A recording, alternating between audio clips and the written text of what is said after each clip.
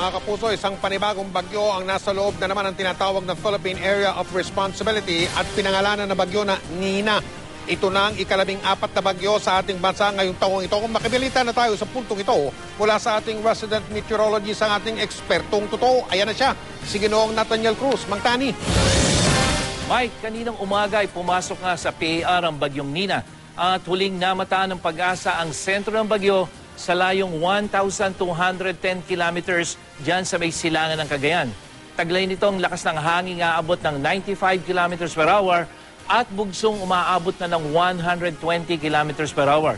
Kumikilos ito pakanluran sa bilis na 9 kilometers per hour. At base sa storm track ng Weather Central, nagpapalakas pa si bagyong Nina at posibleng umabot pa ito sa typhoon status sa darating na Miyerkules. At kung sakaling magbago, kasi ito ay maaaring dumiretso ito sa Japan, pero pag nagbago yung direksyon nito ay posibleng tumama ito sa kalupaan, Mike. Mang Tani, may epekto na ba itong bagyo na ito sa iba't ibang bahagi ng Pilipinas? At pangalawang tanong, pagsasabayin ko na Mang Tani, magiging maulan ba ang linggong ito? Mike, dahil malayo pa sa atin si bagyong Nina, wala pa itong direktang epekto sa ating panahon.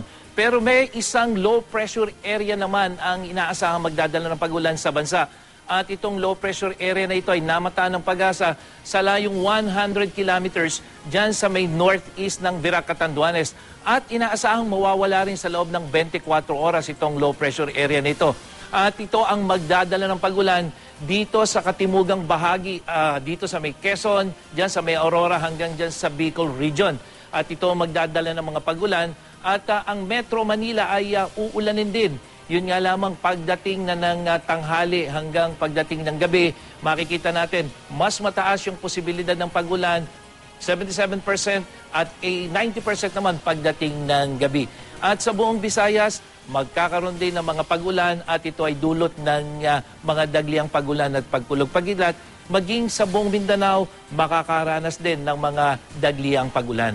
At para sa karagdagang detalye tungkol sa ulat panahon, pumunta lang sa GMA News weather page. Ako si Nathaniel Cruz para sa I Am Ready, serbisyong totoo ng GMA News. Maraming salamat, Mang Tani.